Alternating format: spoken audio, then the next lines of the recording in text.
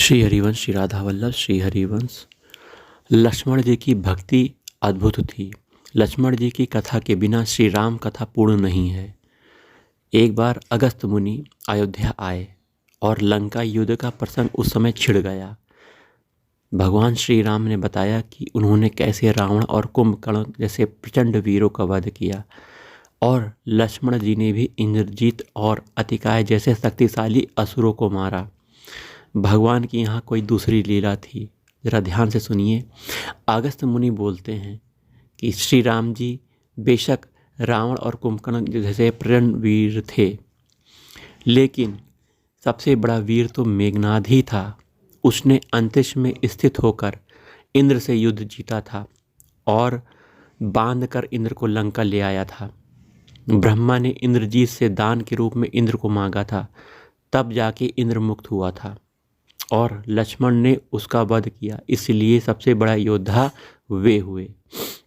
श्री राम को आश्चर्य हुआ, लेकिन भाई की वीरता की प्रशंसा से वो बहुत खुश थे। फिर भी उनके मन में जिज्ञासा पैदा हुई कि आखिर अगस्त मुनि ने ऐसा क्यों कह रहे हैं कि इंद्रजीत का वध रावण से ज़्यादा मुश्किल था। अगस्त मुनि ने कहा, इंद्रजीत को वरदान था कि उसका वध वही कर सकता है जो 14 वर्ष तक सोया ना हो, 14 साल तक किसी स्त्री का मुख देखा ना हो, 14 साल तक भोजन ना किया हो। श्री राम बोले, परंतु मैं वनवास काल में 14 वर्ष तक नियमित रूप से लक्ष्मण के हिस्से का फल फूल देता रहा। मैं सीता के साथ एक कुटी में रहता था, बगल की कुटी में लक्ष्मण थे।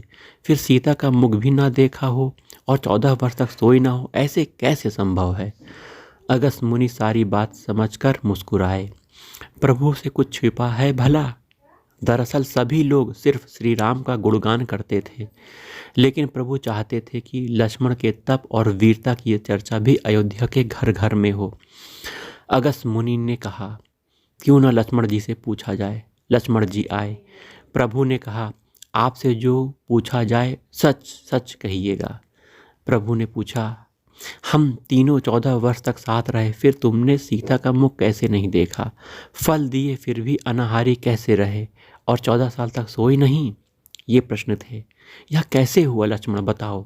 तब लक्ष्मण जी कहते हैं, भैया, जब हम भाभी को तलाशते श्रीमुख पर्वत गए तो सुग्रीव ने हमें उनके आभूषण दिखाकर पहचानने को कहा। आपको स्मरण होगा, मैं तो सिवाय उनके पैरों के नुपुर के कोई आभूषण तक नहीं पहचान पाया, क्योंकि मैंने कभी उनके चरणों के ऊपर देखा ही नहीं। 14 वर्ष नहीं सोने के बारे में सुनिए। आप और माता एक कुटिया में सोते थे। रात भर बाहर धनुष पर बाण चढ़ाए पहरेदारी में खड़ा रहता था। निद्रा में मेरी आंखों पर कब्जा करने की कोशिश की तो मैं निद्रा को अपने बाणों से बेध दिया। निद्रा ने हार स्वीकार कर लिया और 14 साल तक मुझे स्पर्श नहीं करेगी। लेकिन जब श्री राम का अयोध्या में राज अभिषेक हो रहा था तो मैं उनके पीछे सेवक की तरह छत लिए खड़ा रहूँगा, तब वह मुझे घेरेगी। आपको याद होगा, राज अभिषेक के समय मेरे हाथ से छत्र गिर गया था। अब मैं 14 साल तक अनाहारी कैसे रहा। मैं जो फल फूल लाता था आप उसके 3 भाग करते थे। एक भाग देकर आप मुझसे कहते थे कि लक्ष्मण फल रख लो। आपने कभी खाने को नहीं कहा, फिर बिना आज्ञा के मैं उसे खाता कैसे। मैंने उन्हें संभाल कर रख लिया। सभी फल उसी कुटिया में अभी भी रखे होंगे। प्रभु के आदेश पर लक्ष्मण जी चित्रकूट की कुटिया में वे सारे फल को टोकरी से ले आए और दरबार में रख दिए। फलों की गिनती हुई। 7 दिन के हिस्से के फल नहीं थे। प्रभु ने कहा, इसका अर्थ है तुमने 7 दिन का आहार लिया था। लक्ष्मण जी ने 7 फल कम होने के बारे में बताया। उन 7 दिनों में फल नहीं आए ही नहीं। जिस दिन हमें पिताश्री के स्वर्गवासी होने की सूचना मिली थी, हम निराहारी रहे। जिस दिन रावण ने माता का हरण किया था, उस दिन हम फल कौन लाता।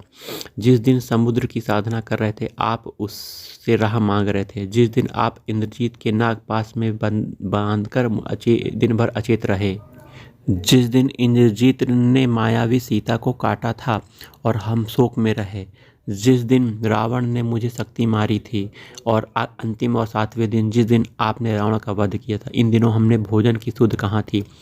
विश्वामित्र से मैंने एक अतिरिक्त विद्या का ज्ञान लिया था, बिना आहार किए जीने की विद्या। उसके प्रयोग से मैं 14 साल तक अपनी भूख को नियंत्रण कर सका और इंद्रजीत को मारा गया। भगवान श्री राम ने लक्ष्मण जी की तपस्या के बारे में सुनकर उनका हृदय से लगा लिया। भगवान बहुत प्रसन्न हुए। तो